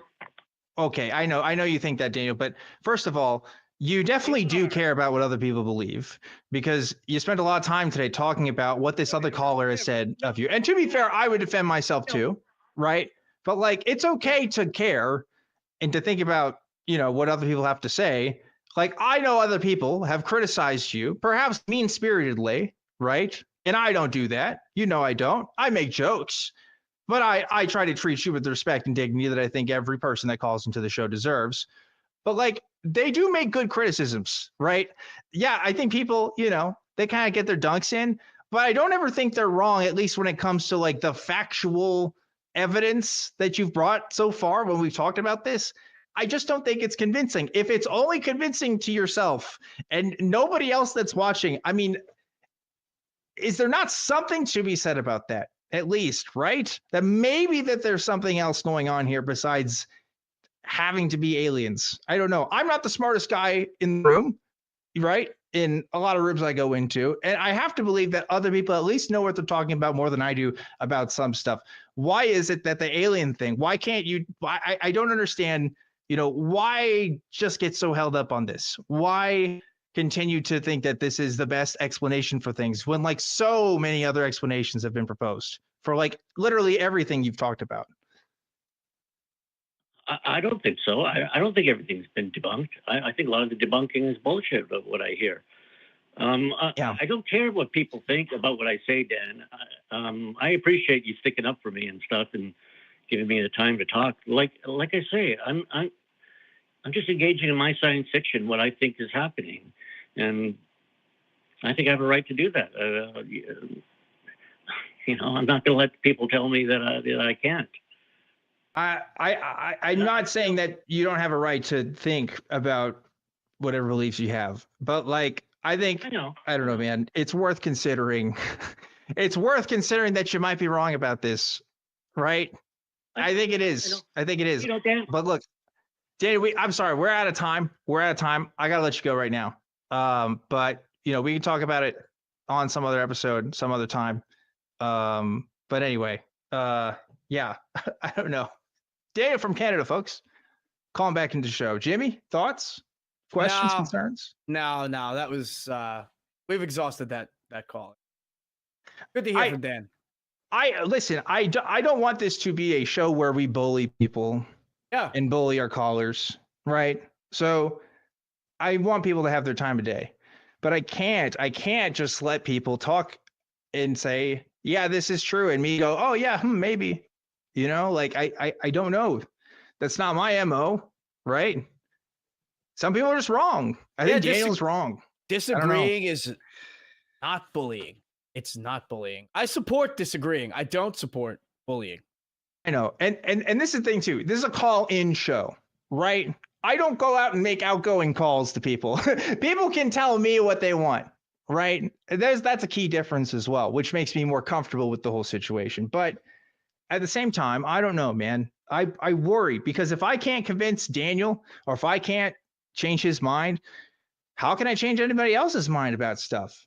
Right? Like I would love for one day to Daniel to come on my side of the fence on this issue. And that's maybe why I keep having him on, because I want to see that happen, but it hasn't happened yet. So maybe one day. I haven't given up hope. But anyway, this is Truth Wanted after all, or we want the truth. So it could still be out there. We have like a couple of different people still in the queue here. I think Crew says we're good to go to some other callers. Jimmy, you want to pick the next caller? Because I know you see a couple. Okay. I do. You know what? Man, I want to talk to John from Canada, a theist who wants to wish the hosts a Merry Christmas. John, what is up? John, you're on. Hey. John. Hello, Dan. What are you doing calling this program? because the last time you said you called this program, you would not be calling back again, and you're calling right now. So what's happening? John. I just want to call to wish you a Merry Christmas. Oh, thank you. That's it. That's all you got? Nothing else? No smarmy remarks? Okay. All right. No. Hey, Merry Christmas to you too, John. Yeah, Merry Christmas, John. Thank you. Bye-bye. Bye. All right, that's it. Wow. Okay, so we really, the folks, you know about John.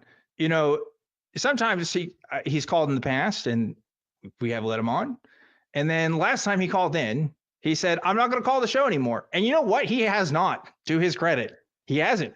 Not even just in the queue. We weren't ignoring him. He just hasn't. And that's the first time I've heard from John in like months now. So he's still watching the show, I guess. So interesting. I knew he'd be coming crawling back. No, I'm just kidding. That was very nice, John. I hope you're having a wonderful holiday season. And thanks for keeping us in your thoughts. Dan, we have another Dan from Canada that wants to talk about New Jersey drones, and I want to see where this goes. Can we jump to him? Yeah, let's do that. Let's do that. Go ahead. Dan, what is up? Gentlemen, thank you for taking my call. And happy holidays. Happy holidays. Feliz Navidad. So I heard about the lights over New Jersey and I got really excited. And then I looked into it and then I got kind of worried. And at this point, I'm curious. So I heard at least one report of the drones came in from the ocean and trailed a Coast Guard vessel. I've heard they've been over some military installations in the New Jersey area. And I'm wondering, at this point, no overt action has been taken. Is it all counter surveillance? Is it just trying to see how far opponent nations have come with their own drone technology to, say, fly in from a base vessel somewhere in international waters to get, like, that'd have to be more than 4 miles offshore. So that'd be a pretty powerful drone to make it there and back, the size of a car. I mean, that's presumably heavy. So the lack of action and the continuing to see them night after night, is it counter surveillance that's being done? Yeah. So this is interesting because I'm the first to tell you, and I've always been amongst any ACA host that ever hosts any of these shows, in that conspiracies are real and they do happen. And there's evidence of conspiracies happen. Most conspiracies don't, right? That's the problem. A lot of it's bullshit. But there has been evidence of people who have plans that are not publicly known and do things that aren't publicly known that affect people, you know, publicly, right? Is this an example of this? Is this an example of a nation state, you know, performing covert surveillance in areas that they shouldn't be? Who's to say, right? None of us know. And that's what's really, really curious about this, because nobody's taking ownership over this. In the past, at least, when it comes to stuff like Roswell and stuff, right, there's at least government stories or explanations after the fact. But at least in this point in time, we have no idea. And at least several people, Homeland Department and local authorities, nobody's taking any credit for this. And everybody's just kind of scratching their heads and wondering. So it's either, in my opinion, from what I've seen of it so far, which isn't a whole lot, but from what I've seen, either somebody from our nation doing some things, or somebody from another nation doing some things. It doesn't seem to me like there's any better explanation than that, right? It has to, I think that is probably what's happening.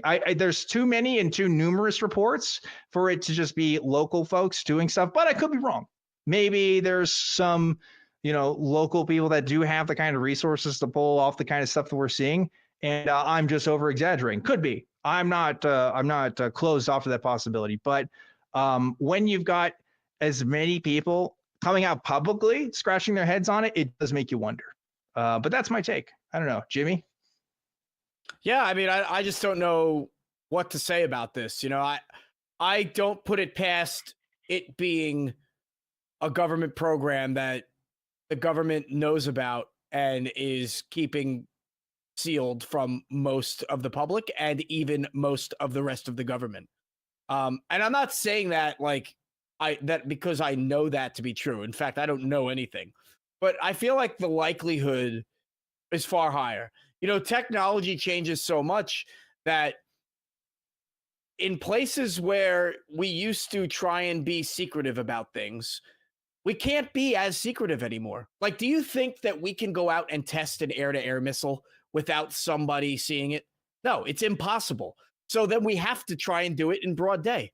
We just do it, right? Because there's no use hiding it anymore. And maybe we're at one of these points where, look, we've got this drone technology. We're not going to tell anybody exactly what we're doing, but we just need to exercise it. I don't know. I feel like that is a more plausible situation than allowing other countries to come onto our homeland over a military base, or aliens coming down from who knows where. You know, and the thing about it is this isn't a multiple choice test. You know, we're not going to say, well, it's either one of these four things. We have no fucking clue. So yeah. There's my take. Yeah. Yep. Thoughts on that, Dan? Pretty fair. I mean, if you guys knew the answer, you'd probably not be able to tell me. Of course. No, I just I think the technology is terrestrial, and I don't think it's American or NATO technology. I think that's the part that's really interesting. Yeah, I'm I mean, like, kind of waiting to see go ahead. If there's a U.S. response to the technology in their airspace. Yeah, I mean, I think there has been a U.S. response, and it's been, we don't know, right? FBI and Homeland Security's like been looking into it, and here's why I say I think it's government and not a private thing. I'm so open to that possibility that, you know, some private citizens fucking around could be, but like I also know that if I flew a drone over by Austin Airport, that shit's going to get me reported. Like, people take that shit real seriously, especially when you're by facilities like that. And I guess maybe these haven't been by a lot of these facilities like that, but nobody has spotted anything coming or going with these things, right? We don't know where they're taking off from, and we don't know where they're landing. And that is extremely curious to me, because either we do know and we're not saying, or we really don't know, and that might be a different problem in of itself, right? So I don't know. That's my take on it. If I'm wrong about this, and I will keep following this story, I will publicly recuse myself and say, no, these are just some people fucking around, because I believe I have a responsibility to that. And I will not perpetuate conspiracy theories that don't hold, you know, any merit at all. But it does seem to be, at least at the time, that this could be legitimate evidence of a covert operation on some level, whether it's by us or somebody else, I don't know. But, you know, who's to say at this point? And that's my take. Anything else, Dan? Yeah.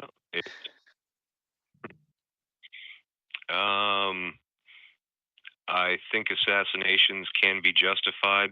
To be justified, it has to be a government act. So an extrajudicial killing is therefore illegal and not justified, even if it's popular. All right, you can't do that to us, Dan, right at the end of another call, man. Come on, because now we don't have time to respond to that now, man. Getting your digs in, that's okay. I'll allow it this time, Dan. But I will go ahead and let you go. Thanks for calling on that. And I think that I don't know. We're cutting it real close. No, we still have folks on the line. We got one. Let's give it to her. You want to bring it in? All right. Yeah. Let's bring it in. We do have Biddy, who's calling in. Another answer to our poll question.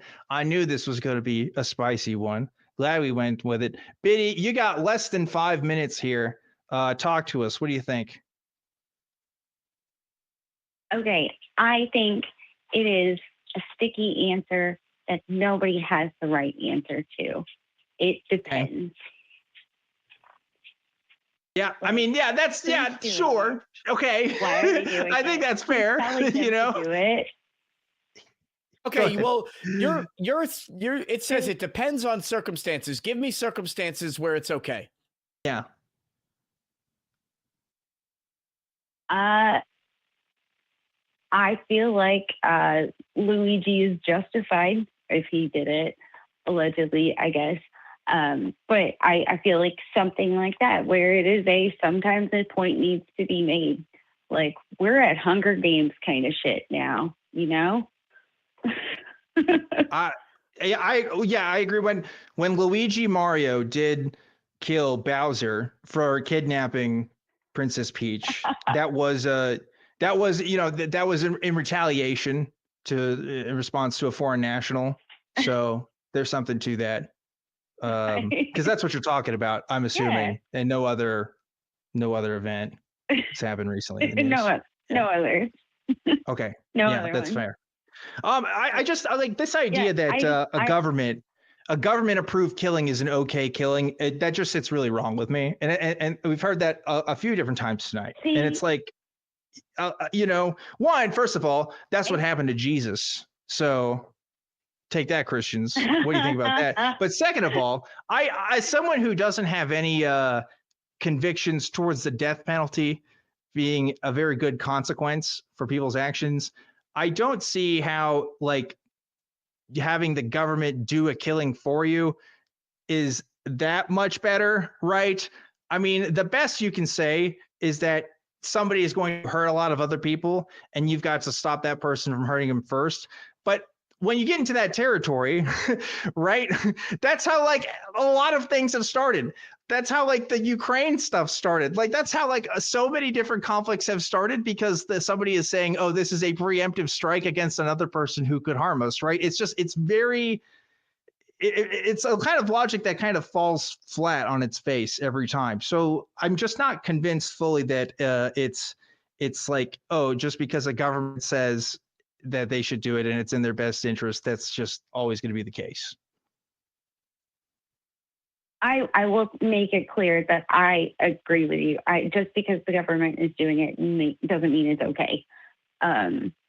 So I even with the government one, it depends, you know. And it's I saw something interesting about jury, like whoever is on the jury for this case for this guy, you know, for the alleged CEO guy. Case against Luigi Mario from the Mario Brothers. Yes. Luigi Mario. Yes. Mm-hmm. So it's who's going to be in the jury? Because if you think about it, the internet's going bonkers with this all over the place, right? Who's going to end up on this jury? And so it's a reflection of society. What's going to be okay with society? It's going to be a reflection of whoever the prosecutor is and then whoever the defendant's lawyer is. And so they're going to have to come up with a consensus about who's going to sit on the jury. And there's going to be some bumps and some exceptions made, but ultimately they're going to try and come up with a pretty even keel jury. So you're not going to see, like I think you're talking about, maybe we'll see a jury of 12 people that all agree with the accused.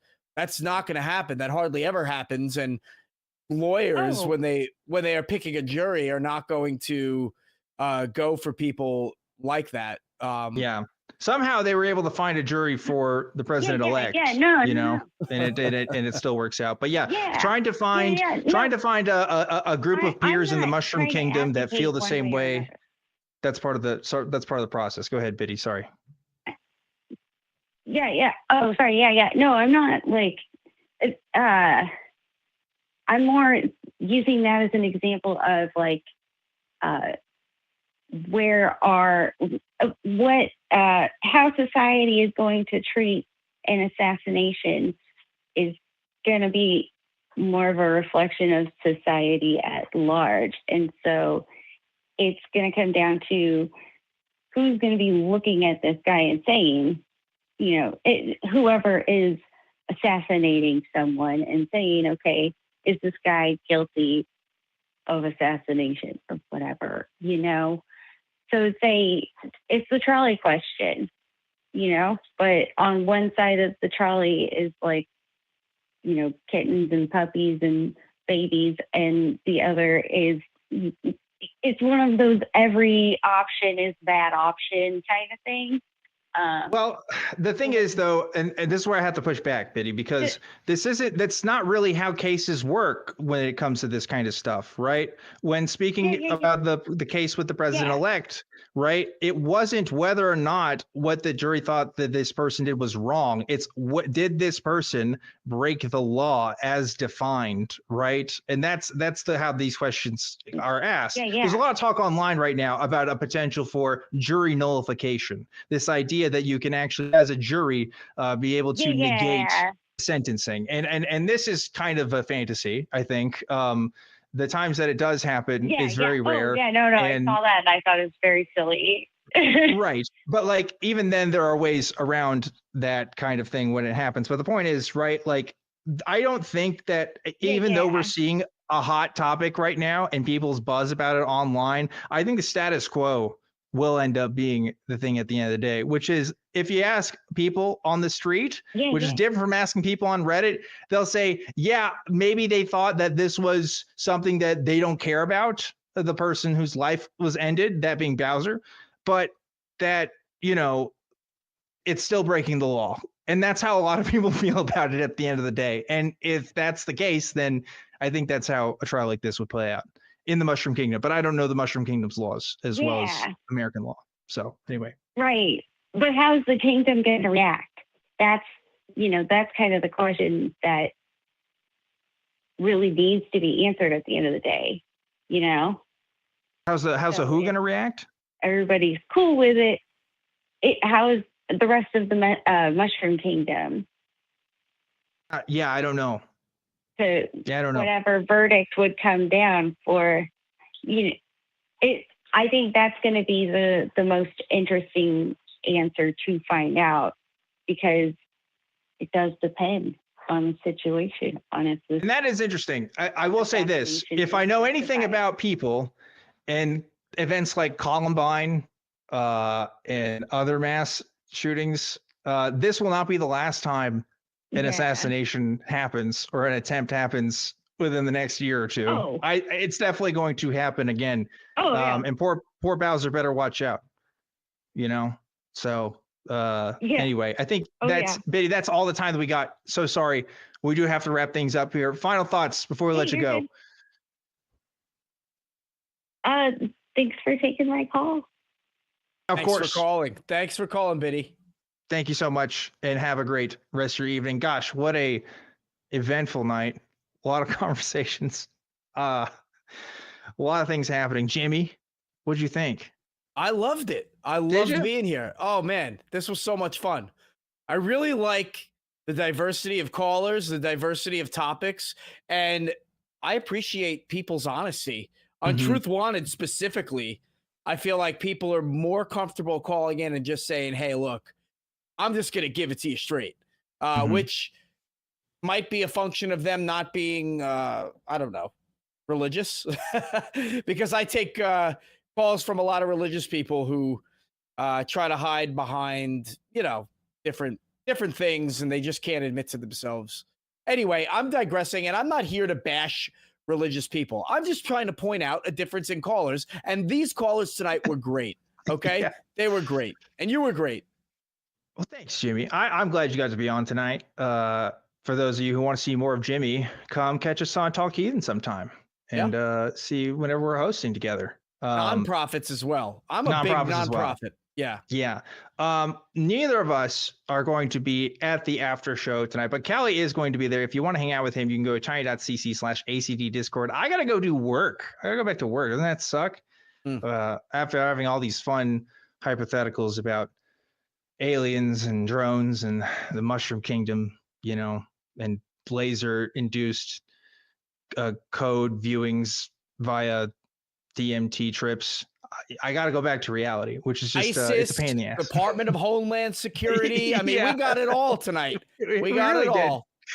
We really did. And you know what? That only happens because of viewers like you who help make this show the thing that it is. So thank you to everyone, viewers, chatters, callers alike, for making tonight happen. Want to give a special thanks, of course, to Kelly for being in the behind the scenes, doing some juggling and distracted me really hard tonight. Thanks, Kelly. Hey, you know what? I'm glad you brought me up because I want to remind you about something, Dan. There are a few more super chats. Yes, I was about to get to that next, and thanks so Other much. than that, Yes, I was about to get to that. You want to you want to read those super chats, Kelly? Ellie, mute your computer. We can hear Yeah, us you have mute your ourselves. computer too. Your computer. We can hear us ourselves. There it is. Keeps coming back. you know Professional what? Why organization. don't you go ahead and do the super chats, and I'll just mute myself completely. Okay. All right. Sounds good, Kelly. Thanks. Bye, Thanks. Kelly. We're gonna You do go that ahead then. and do the super chats. All right. We're gonna do that now.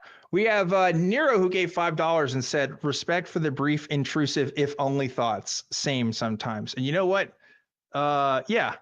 I'm glad we could talk about that kind of stuff and do that here. You know, because like we all got some thoughts about things, and why not share? Why not be a little, I don't know, public about that? Although I will hold that we know too much about each other sometimes. I'm just talking about internet content creator relationship with, you know, audience members, because like you guys know way more about me than I know about you, and that's kind of weird in its own way, I think.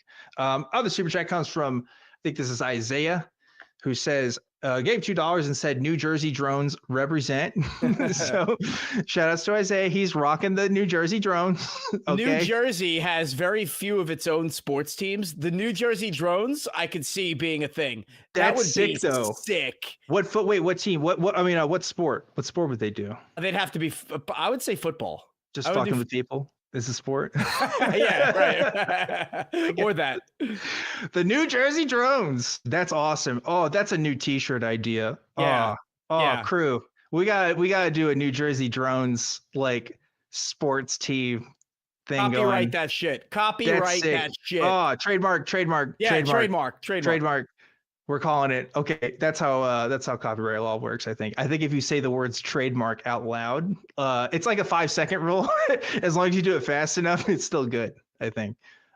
Anyway, last one here we got is from Miranda Rensberger, a member of 6 months, gave $10.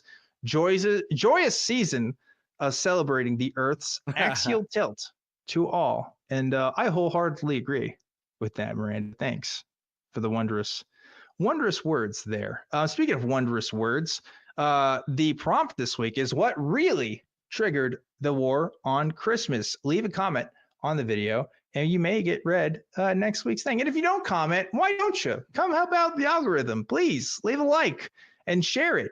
Tell all your friends about all the weird stuff that we talk about on this show. It's fun. It's fun for everybody. So yeah, stick around in the after show if you're watching live, if you want to do that. But before we chime out for today, any words of wisdom you got for us, Jimmy Jr.? Not for me. Nope. I've used all my wisdom for tonight. I just want everybody to have a wonderful weekend. Be safe. Don't be stupid. And keep tuning into the ACA. Hell yeah. Here's my words of wisdom. Keep your eyes on the skies. Ooh. Classic. Nice. And kind of weird, I guess. I don't usually do the words of wisdom. I usually ask the guests, so that's kind of a strange thing to do. But anyway, I'm Objectively Dan. This has been Truth Wanted. Remember to always keep on the truth, and I'll see you next time.